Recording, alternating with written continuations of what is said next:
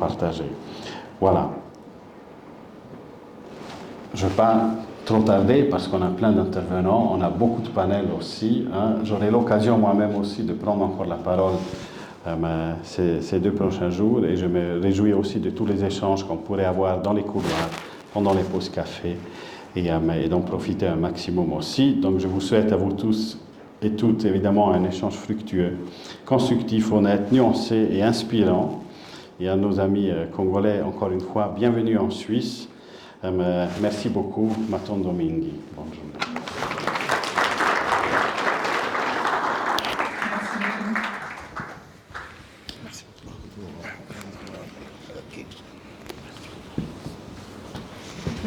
Merci beaucoup pour cette introduction.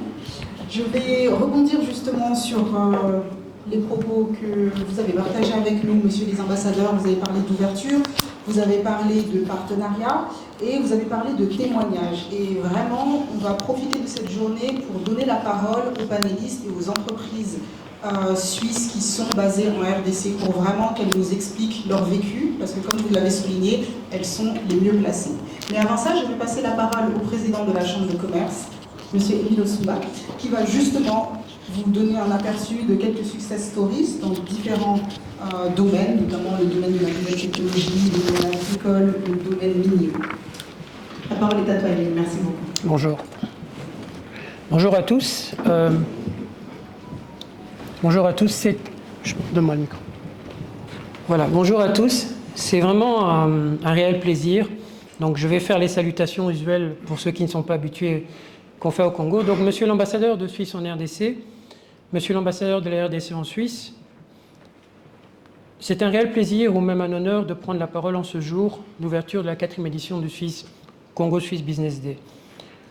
Comme on l'a mentionné, la Chambre de commerce a été créée en réalité en 2012, mais elle a réellement déployé ses activités en 2015. Et quelle était la question qu'on s'est posée? C'est comment changer la perception du Congo et même de l'Afrique par la Suisse. Je vais parler un peu de mon propre background. Je suis banquier à la base, donc j'ai fait ma carrière dans différents pays. J'ai travaillé en Belgique, j'ai travaillé à Londres, j'ai travaillé à Genève, j'ai terminé ma carrière en Europe chez JP Morgan. Et il y avait toujours ce cliché de se dire, mais tiens, mais le Congo, oui, il y a ça, il y a les mines, il y a le travail des enfants, mais tiens, le Congo, il y a des problèmes. Et ça devenait vraiment quelque chose qui m'embêtait. Je me suis dit, au lieu de chaque fois commencer à réexpliquer, pourquoi on n'essayerait pas de prendre un autre angle? L'angle économique, l'angle de qu'est-ce qui se passe, qu'est-ce qui va mieux en RDC. Donc avec les personnes qu'on a citées tout à l'heure, on s'est dit, créons une chambre de commerce pour essayer de rencontrer un autre narratif, une autre image de la RDC. Et au début, c'était très, très, très amusant parce que quand on a commencé à en parler, la Tribune de Genève est venue m'interviewer en disant, mais vous ne pensez pas que c'est une utopie, une chambre de commerce entre le Congo et la Suisse, pour faire quoi? Eh bien voilà, j'aurais voulu que le journaliste soit là aujourd'hui pour dire quelques années plus tard, ben voilà, pour faire quoi? Pour montrer qu'il est possible de changer le narratif et raconter une autre image et donner une autre image de la RDC. C'est vrai que la RDC, c'est compliqué. Il faut pas minimiser la chose. La RDC, c'est compliqué, mais il faut qu'elle ne se limite pas qu'au manque de bonne gouvernance, à la corruption, au risque pays, au travail des enfants, etc. Il faut qu'on essaye de trouver une autre dimension, donner un autre angle d'approche. Et en réalité, c'est ça la Chambre de commerce. Le simple fait que vous soyez là et que vous reteniez quelque chose de différent de la RDC, on aura réussi notre mission. Alors, quand on a voulu créer la Chambre de commerce, on avait quelques objectifs. D'abord, promouvoir les échanges économiques, commerciaux et culturels entre la Suisse et la RDC par divers ateliers, séminaires et facilitations. On voulait également apporter un soutien aux entreprises suisses en RDC, particulièrement les PME, dans tout ce qui est développement de nouveaux marchés ou consolider des marchés existants. Vous savez, à l'époque, quand on a lancé la Chambre de commerce, Nestlé quittait le Congo, pardon. C'était une catastrophe. Donc, on lance la Chambre de commerce et l'ambassadrice de la Suisse en RDC me dit, mais monsieur Osumba, votre Chambre de commerce, je veux bien, mais regardez, Nestlé quitte le Congo, essayez de retenir Nestlé. Il dit, non, mais c'est pas possible. Et effectivement, c'était pas possible. Mais on s'est dit qu'en essayant d'amener une autre perception, de faciliter certaines choses, on pourrait peut-être amener la Suisse à comprendre la RDC d'une autre manière. Alors, on a fait énormément de troubleshooting, mais on a aussi permis à certains opérateurs de consolider des acquis, de déployer leurs solutions localement. Et on a aussi parfois permis à certains opérateurs de parler le langage de l'État congolais, entre parenthèses. Parce que c'est pas facile de décoder certaines choses, de décoder certains codes, qui peuvent être des bons codes ou des mauvais codes, mais il faut savoir les décoder. Vous savez, je prends l'exemple du Congo, mais si on fait des affaires au Chili, au Venezuela, il y aura de toute façon une manière de travailler qui est différente. Donc, qu'est-ce que la Chambre de commerce a amené également? C'est cette boussole, cette façon de comprendre le langage local. Je ne dis pas de le valider, mais juste de le comprendre. Et puis de se dire, voilà ce qui se passe, tirez les conclusions, agissez de la manière qui est la vôtre. On a également voulu mettre en place une plateforme d'échange d'informations sur le climat des affaires dans les deux pays, fédérer des entreprises suisses qui veulent investir en RDC et créer un réseau suisse-congolais d'entreprises. Il y a encore beaucoup de travail, vraiment beaucoup de travail, mais je tiens à remercier l'ambassade suisse en RDC qui nous a donné un support immense. C'est pas évident quand on se présente comme une jeune chambre de commerce, mais je pense qu'aujourd'hui, j'ai connu 3 ambassadeurs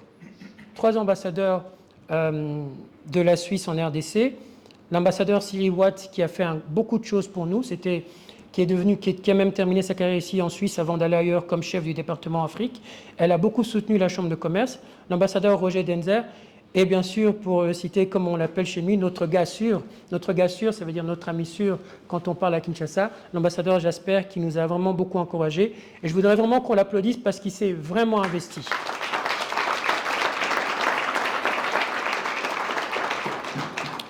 Alors la Chambre de commerce, ce n'est pas simplement ce que vous voyez, l'échange des relations économiques, les partenariats. On a fait quelque chose aussi qui est pour mettre en avant le transfert de technologies. Peut-être que beaucoup d'entre vous ne le savent pas, mais il y a plus de 5 ans, on a créé ce qu'on appelle le Kinshasa Innovation Center. Qu'est-ce que c'est le Kinshasa Innovation Center? C'est un incubateur. En partenariat avec l'Université de Kinshasa, on a créé, et l'Université de Genève, donc on a créé un partenariat entre l'Université de Genève et de Kinshasa pour mettre en place un incubateur de start-up congolaises. Ces start-up, elles viennent avec un projet, que ce soit dans l'agriculture, dans le transport, dans la gestion d'informations. Et de par leur caractère innovant, on a voulu leur donner une bourse. Grâce à l'ambassade de Suisse, la première édition, on a donné un prix à chacune de ces start-up. Et aujourd'hui, on est fiers de vous dire que quand vous irez à l'Université de Kinshasa, il y a un local qui s'appelle le Kinshasa Innovation Center, un incubateur de jeunes talents congolais porté par la Chambre de commerce, l'Université de Genève et l'Université de Kinshasa. Donc, pour vous dire aussi que ce n'est pas simplement les relations économiques, mais c'est aussi d'amener cette dimension d'entrepreneuriat, d'innovation. On a également voulu développer et promouvoir des activités destinées à soutenir les membres. Comme vous le voyez, on a mis en place des forts au projet, on a organisé des événements pour sensibiliser les investisseurs suisses et congolais par rapport aux différentes opportunités. Et surtout, on a voulu agir comme point de contact avec les institutions suisses et congolaises. Ce que je voudrais dire aujourd'hui, le coup qu'on veut essayer de faire, le coup de chapeau, ou peut-être ce qu'on veut essayer de... La cerise sur le gâteau, c'est qu'on va oser, on va faire tout pour revoir la convention de double imposition entre la Suisse et la RDC. Je le dis aujourd'hui, donc il y a un accord fiscal entre les deux pays, il y a une convention, et bien la Chambre de commerce a commencé les démarches pour revoir ça. Pour que quand un investisseur veut investir au Congo, un investisseur suisse puisse y ait des conditions plus favorables. On va s'inspirer de ce qui existe déjà, mais on va le faire, et je vous garantis que l'année prochaine, quand on parlera, vous verrez les résultats. Alors, aujourd'hui, quelle synergie à mettre en place entre la Suisse et la RDC? Il y aura un atelier qui existe, qui aura lieu tout à l'heure, mais je pense qu'une des premières choses, c'est parler des PME. Aujourd'hui, le tissu économique suisse est essentiellement fait de PME. On n'a pas de passé colonial ici en Suisse, ils n'ont pas accès à la mer, mais les PME sont les fers de lance de l'économie. Et nous, on voudrait vraiment qu'au Congo, on s'inspire de ça. C'est dommage que les autorités qui devaient être présentes ne sont pas encore là, mais c'est un point important. Comment faire pour que les PME congolaises puissent s'inspirer de ce qui se passe en Suisse? Comment faire pour qu'on puisse faire des PME un vecteur de croissance en RDC? Je pense que ce n'est pas compliqué, on en parlera, mais il y a des choses, peut-être des formules, je ne sais pas si la Suisse n'a pas un secret, mais il y a des manières de procéder, une manière de donner de l'importance aux PME qu'on peut aussi essayer de mettre en place au Congo. On voudrait parler aussi de ce qui se passe ici en Suisse dans tout ce qui est filière verte. Ici, l'écologie du développement, qui peut être une nouvelle manière de développer les choses en RDC, est également quelque chose de très important ici. En RDC, on a des déficits importants en termes d'énergie, et je pense que comme on veut créer des nouvelles choses, on peut peut-être s'inspirer de ce qui se passe ici, dans tout ce qui est dans les barrages hydroélectriques, dans l'utilisation de l'énergie éolienne, dans l'utilisation d'énergie propre. Il y a des choses intéressantes à faire ici en Suisse. Et puis également, quelque chose qui va vous surprendre, l'agriculture. Pourquoi je parle de l'agriculture ici en Suisse? Laissez-moi vous surprendre. C'est vrai que la RDC, comme on le sait, on a 80 millions d'hectares de terres arables. Les clichés, on les connaît, 8% seulement de la population qui en bénéficie, etc., etc. Ça, c'est la phrase cash. Mais aujourd'hui, en Suisse, il y a quelque chose qui m'a beaucoup interpellé, c'est ce qu'on appelle la consommation directe. Il y a deux grandes chaînes de supermarchés, pour ceux qui sont ici, qui connaissent la Coop et la Migros. Pour mes amis congolais, c'est pas Kin Marché et Gmart, mais ce sont deux chaînes de distribution de magasins ici en Suisse. Et qu'est-ce qu'ils font? Et c'est très très original. Les consommateurs et les produits locaux sont souvent les produits qu'on utilise dans la région. On prend le cas de Genève, la Coop et la Migros, bien sûr qu'elle importe des produits, bien sûr qu'elle utilise des produits externes, mais elle donne la priorité aux agriculteurs locaux. Donc les maraîchers locaux, les opérateurs locaux vendent leurs produits en priorité à ces supermarchés. Ces supermarchés, en acceptant les produits de ces agriculteurs, boostent l'agriculture. Pourquoi on ne peut pas faire la même chose? Donc on a approché, nous, la Chambre de commerce, la Coop et la Migros, c'est en cours, pour essayer de comprendre juste le modèle. C'est très simple. Et si les autorités congolaises peuvent nous accompagner en disant tous les grandes chaînes de supermarchés locaux à Kinshasa ou ailleurs, essayez d'utiliser ce modèle. Ce n'est pas un modèle compliqué. C'est vraiment pas un modèle compliqué. On garantit juste l'accès aux produits agricoles à ces supermarchés, ça pourrait fonctionner. Donc c'est pour ça que j'ai voulu insister quand je parle d'agriculture en Suisse. Ce n'est pas parce que l'agriculture est meilleure, mais c'est parce que les débouchés de l'agriculture ici sont faits d'une manière très pertinente. Alors il y a un point qui est pour moi le plus important, et c'est l'éducation. Je pense qu'au Congo, au-delà de l'enseignement traditionnel, tout le monde a des diplômes. Moi, j'en ai déjà 3 moi-même, même si je n'ai pas grandi au Congo. Mais mes amis, nos collègues, on a tous des doctorats. Mais ici, en Suisse, il y a quelque chose qui marche vraiment mieux. Et qui est vraiment, pour moi, une des clés du succès, de la success story suisse, c'est ce qu'on appelle la formation duale. Les Suisses ont compris le pragmatisme. Vous pouvez avoir des tas de diplômes, mais si vous n'avez pas une expérience professionnelle, ça n'a pas de sens. Ça n'a pas de sens. Et donc aujourd'hui, moi, je voudrais peut-être faire un petit clin d'œil à nos autorités congolaises sur l'importance de solidifier les compétences, de travailler sur le renforcement des acquis. Un élève peut quitter le cycle secondaire et aller faire une formation. Je cite Glencore, je peux citer Pharmakina ou n'importe quoi, n'importe quelle autre entreprise, mais gagner une expérience qui peut être valorisée et qui fera de cet élève 10 ans plus tard un cadre beaucoup plus compétent que celui qui sort de l'université avec 4 diplômes. Donc ce que je veux dire, c'est que le modèle de formation duale suisse, on doit s'en inspirer. On doit vraiment s'en inspirer parce que nous pensons que c'est une piste très importante pour le Congo. Et pour la Chambre de commerce, on le sait, c'est notre leitmotiv, la formation, le renforcement des compétences pour que peut-être le modèle de formation à la Suisse puisse faire du Congo la nouvelle Suisse de l'Afrique. Je vous remercie beaucoup.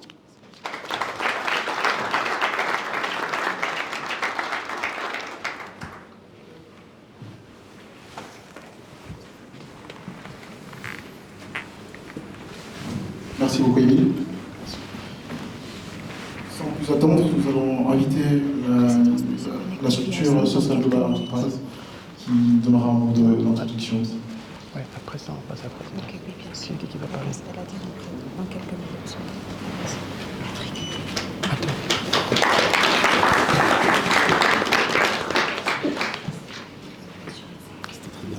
Tu as aimé? Ok, bonjour également. J'avais préparé une petite présentation, mais on va... Non, on va vous la présenter. Non, Ceci. on la met. En tout cas, peut-être je voudrais commencer pour sa présentation. également présenter mes félicitations Non, dis-lui sa présentation. aux messieurs les ambassadeurs des pays respectifs et aussi à la Chambre de commerce suisse, merci, congolaise, parce que je trouve que c'est une très belle initiative et j'en ai parlé hier lors du Africa Business Day qui a eu lieu à Bâle.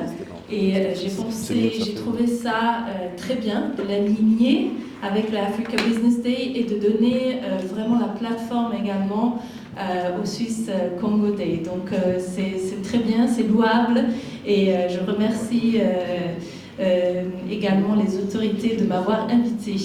Alors je voudrais juste brièvement présenter qui est Switzerland Global Enterprise, comment fonctionne en Suisse la promotion des exportations et des investissements. Et comme aussi l'ambassadeur suisse l'a souligné, ça va dans les deux sens. Donc, d'une part, nous soutenons les entreprises suisses qui souhaitent investir, qui souhaitent exporter, en gros, qui souhaitent élargir, qui souhaitent créer, enfin expandre en Afrique subsaharienne, et d'autre part également les entreprises africaines qui souhaitent investir en Suisse. Et il y en a aussi, je dois dire, un certain nombre des entreprises très innovantes.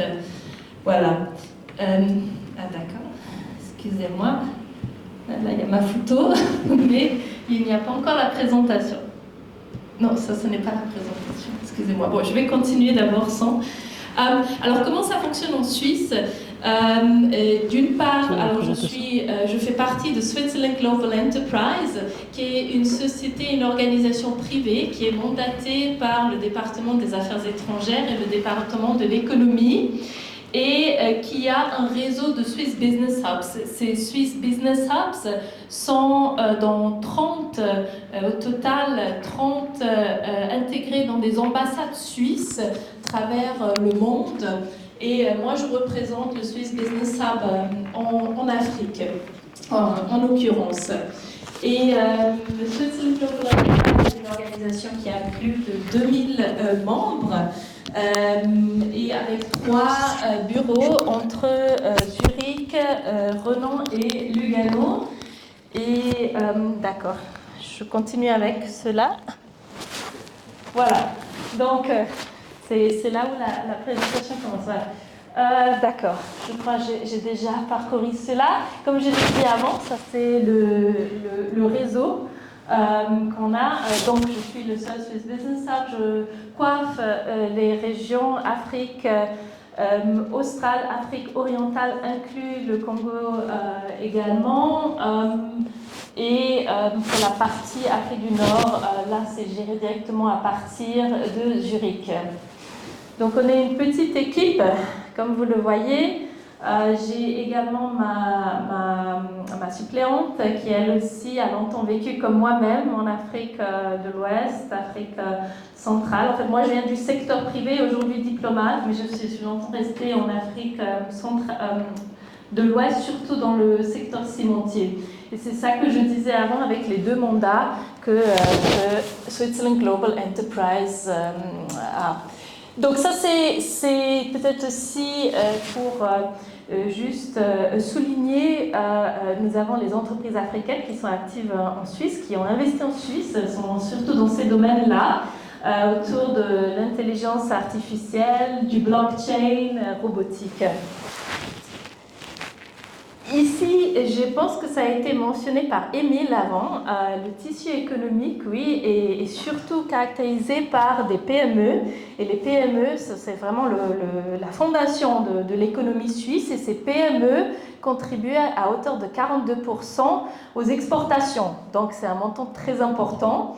1 franc sur 3 est généré à travers les exportations. Donc vous voyez que comme les exportations sont hautement importantes et pertinentes pour la Suisse, et 70% de la force ouvrière travaille dans des entreprises internationales. Et je pense que là aussi, il y a justement la possibilité de créer ces partenariats entre les PME suisses et les PME congolaises.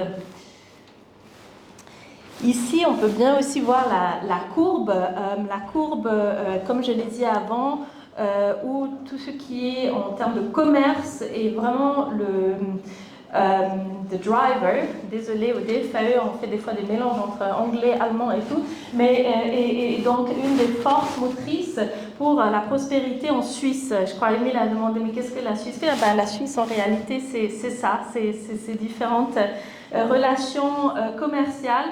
Pour l'instant, vous voyez, la grande partie, c'est aussi régional, c'est en Europe, avec l'Asie et l'Amérique, à peu près 20%. L'Afrique, pour l'instant, compte 1,3%, mais c'est pour ça que je suis là. C'est justement ça qu'on essaye d'agrandir, de montrer le potentiel, les opportunités, d'où cette plateforme et cette conférence ce matin a toute son importance. Voilà, tout à fait. Alors, ce qu'on fait, on fait pas mal de tables rondes, de conférences, de workshops, on fait aussi les B2B matchmaking, on accompagne les entreprises suisses dans ces différents secteurs clés. Pourquoi ces secteurs clés? Parce que les entreprises suisses, les compétences sont surtout regroupées à travers, MEM est une abréviation pour les machines, tout ce qui est les composantes électriques, à travers les infrastructures. Je devrais mentionner ici que la Suisse a lancé début 2022 un mandat pour soutenir les grands projets d'infrastructure en Afrique subsaharienne. Et là, le Swiss Business Hub et la partie, en fait, on coordonne à travers le Team Switzerland. Donc, il y a notre banque, notre Export Credit Agency Serve, l'équivalent en France de BPI France, avec laquelle je travaille en étroite collaboration, et l'ensemble des associations sectorielles en Suisse. Voici quelques événements, j'avais dit table ronde, juste pour montrer ici, en fait, on collabore étroitement, comme avec les chambres de commerce, avec Émile et son équipe. Par exemple, là, on l'a fait également des entreprises africaines, panafricaines. Au milieu, il y avait une collaboration avec Sanlam Alliance, qui est une compagnie d'assurance. On a également participé à droite au forum de l'Union européenne du Botswana.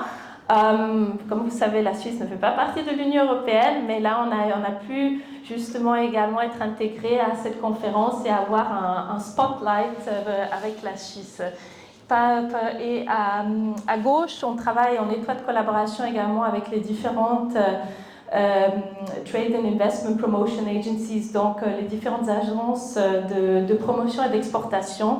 Et j'espère pouvoir également faire cet événement avec l'ANAPI ou un autre événement suite à ce jour. Peut-être quelques initiatives qu'on est en train de faire. Ce sera la première table ronde en termes d'industrie minière durable qu'on compte organiser en Afrique du Sud et qu'on souhaiterait bien répliquer en Congo et dans d'autres pays africains.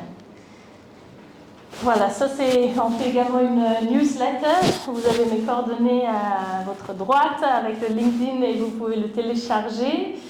Et après, je voudrais juste encore vite aussi parcourir 2-3...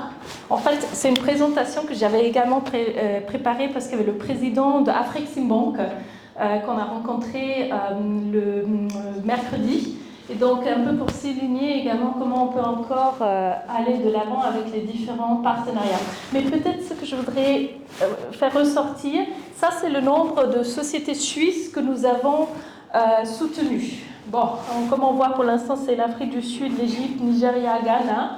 Mais bien sûr, justement, c'est des événements comme ça qui vont nous permettre encore davantage de soutenir des entreprises suisses aussi à travers d'autres marchés.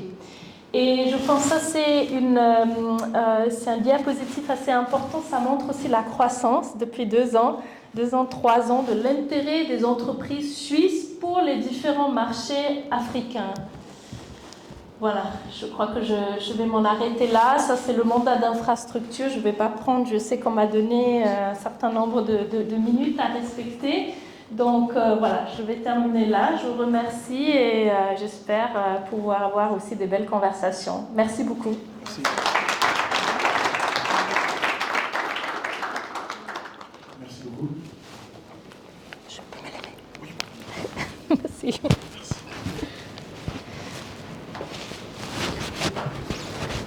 Merci encore une fois.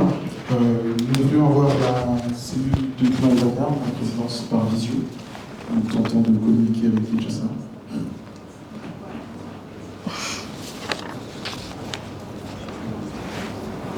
Félicitations. Merci. C'était pas trop dur. Non.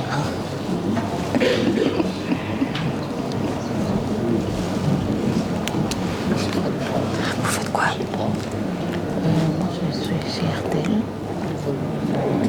de communication à Kinshasa. Vous êtes venu de Kinshasa ou vous êtes passé, vous faites la navette? Non, je suis venue pour ça. Ah ouais? Oui. C'est votre équipe alors qui est là? Il y a mon mari. Mon mari, lui, va aussi intervenir. À gauche. Bon, celui-ci avec lunettes après.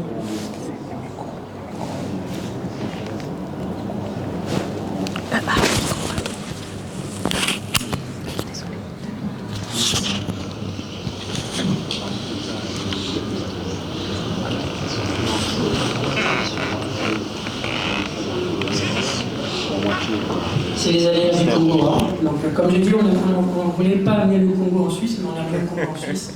Voilà. Mais de manière anecdotique. Je pense qu'il y a deux petits développements dont je voulais vous tenir au courant.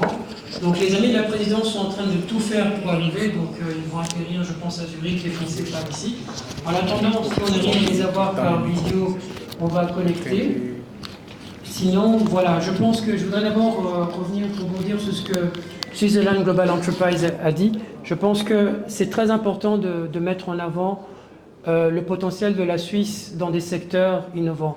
Et vous parliez d'un sommet sur les métaux et sur les matières premières. Il faut le faire à Kinshasa, il ne faut même plus vous poser la question, il faut le faire. On va vous accompagner, je pense que c'est quelque chose qui nous interpelle. On a parlé de l'importance des PME, je pense que ça aussi c'est un point important et vous l'avez vu dans l'impact que ça a dans l'économie suisse. Moi, ce que je voudrais, c'est qu'au terme de ces ateliers, on aura des thématiques sur lesquelles on va vous poser des questions pour vous dire, selon vous, quels sont les points sur lesquels la Chambre devrait travailler. Parce que c'est un travail d'amélioration continuelle. Donc, on va poser des questions sur les thématiques qui vous ont interpellé et on va les mettre à notre agenda pour l'année prochaine.